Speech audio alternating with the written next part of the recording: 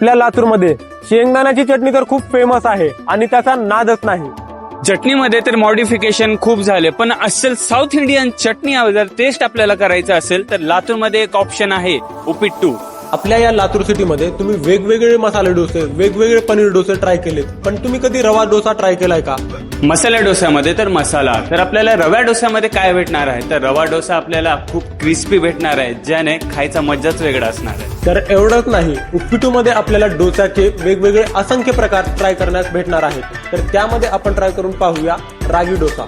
तर next option आपल्याला भेटणार आहे ओपन बटर मसाला डोसा, ज्यामध्ये उपिट्टूचा स्पेशल मसाला त्यामध्ये भेटणार आहे व स्पंजी डोसा आपल्याला इथे ट्राय करता येणार आहे। तर आपण ट्राय करणार आहोत open butter masala dosa. Spongy आहे खूप, मी टेस्ट करून दाखवतो। त्यासोबत बटाट्याची चटणी आहे आणि स्पेशल म्हणजे ऑथेंटिक चटणी ट्राय करायची असेल, म्हणजे जे असेल साऊथ इंडियन कशी असते ते आपण ट्राय करणार आहोत। आजकाल मी केरळला गेलो तर मला तिकडली आठवण आली, तिकडे मी खाल्ली होती ही चटणी आणि हा कॉम्बिनेशन खूप डिफरंट आहे, खूप डिफरंट, एकदा ट्राय करायला पाहिजे।